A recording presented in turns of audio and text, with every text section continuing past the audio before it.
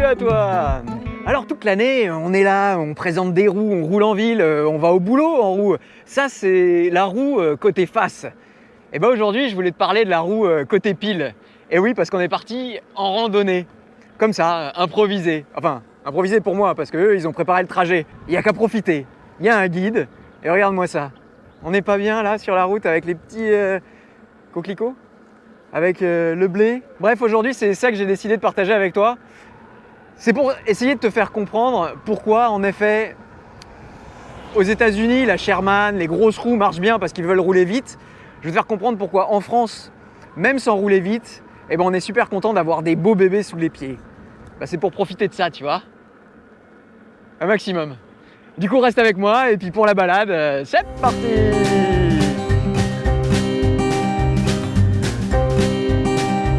On est pas bien là?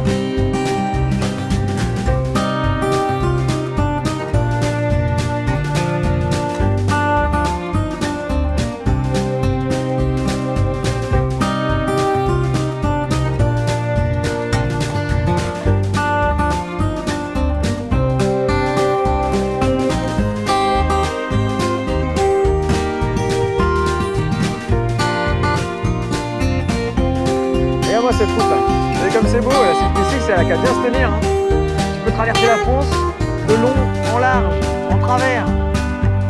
Et c'est génial. Et comme je disais la semaine dernière, t'es sur un chemin de randonnée, donc tu as le droit d'être hors agglomération, c'est parfait. Tu vois, au lieu de se retrouver autour d'une bière, d'un thé ou d'un café, on se retrouve autour d'une randonnée. Moi je trouve ça parfait. On papote, on refait le monde. Comme quand on avait 18 ans, quoi. Il faut aussi avouer qu'on a été confinés pendant 1 an et demi. Et puis depuis le mois de juin, mois de juillet, là, j'ai jamais vu un temps aussi pourri, quoi. Là, regarde, on voit le ciel bleu. Mais j'ai l'impression que moi, ça fait, en effet, 2 mois que j'ai pas vu un brin de ciel bleu. Et on est sur la Scandibérique. Oui, parce qu'en plus, encore une fois, je te disais que, sauf si j'ai coupé au montage, je te disais qu'en France, on était plutôt bien équipés pour ce genre de randonnée. Et on a de la chance, oui, on profite de toutes ces pistes cyclables qui traversent l'Europe. Alors, tu te souviens, là, sur la Monster Pro, j'avais pris la Paris-Londres, où c'était 250 km d'un trait. Là, donc, la Scandibérique. Hier, on était sur Eurovélo numéro 3. Enfin, voilà. Je fais de la publicité pour notre joli pays, et je crois que c'est bien mérité.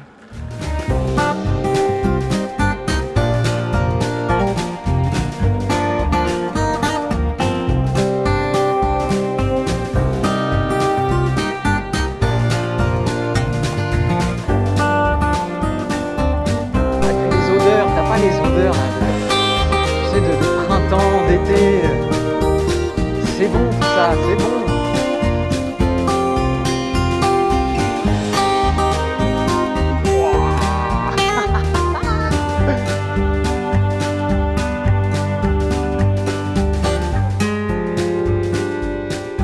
Et puis quand t'es fatigué, t'empruntes la vétéran du voisin et puis tu t'assois.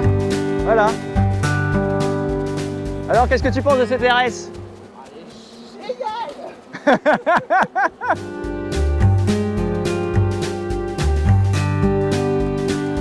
Au passage, un grand merci à Maï Will qui m'a laissé la RSHS justement pour ce genre d'occasion. Je lui ai dit est-ce que tu voudrais bien me la prêter un petit peu plus longtemps que juste pour le test, parce que sinon je me retrouve un peu tout nu. Et oui, avec la MCM5 pour le coup c'est pas assez.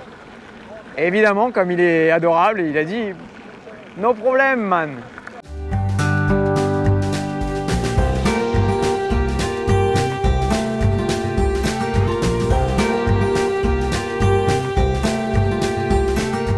Bon alors, quand on fait une randonnée, il faut faire une photo. Et ce qu'on voit pas à la photo, c'est la mise en scène avant la photo. Voilà. Donc on a 4 ingénieurs. Oui, moi j'ai pris le rôle de celui qui filme. C'est beaucoup moins fatigant. Monsieur Mignon, vous faites couche à part les deux là-bas?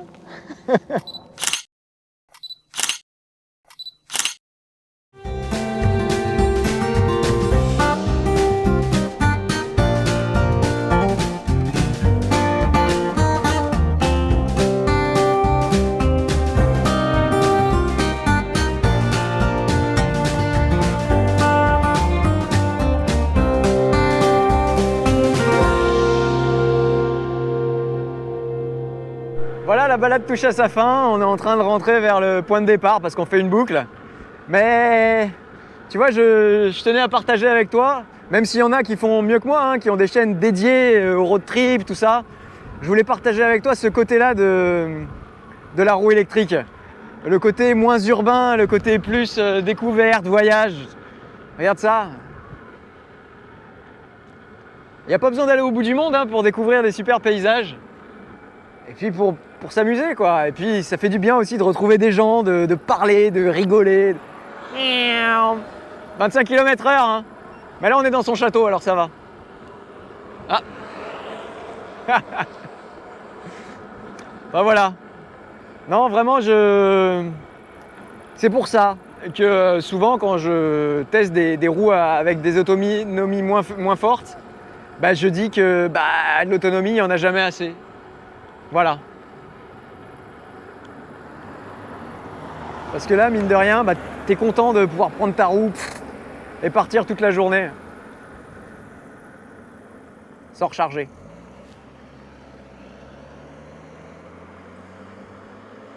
Tiens, regarde. Arbonne-la-Forêt, ça finirait bien ça. Ça veut dire que tu peux penser à t'abonner. Arbonne-la-Forêt. Arbonne-toi la forêt. Voilà. Je pense que sur une belle phrase comme ça, on peut se dire au revoir. Regarde ce champ de blé là. Franchement, peut pas être mieux quoi. Et post-scriptum. Alors en vérité, le post-scriptum, là, je l'ai déjà tourné.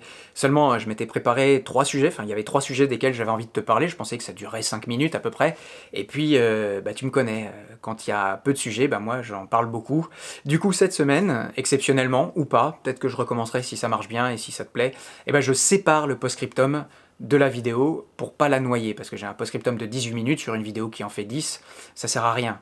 Donc je te mets un lien là, si ça t'intéresse le post-scriptum, moi ça me permettra de voir qui regarde vraiment le post-scriptum en non répertorié.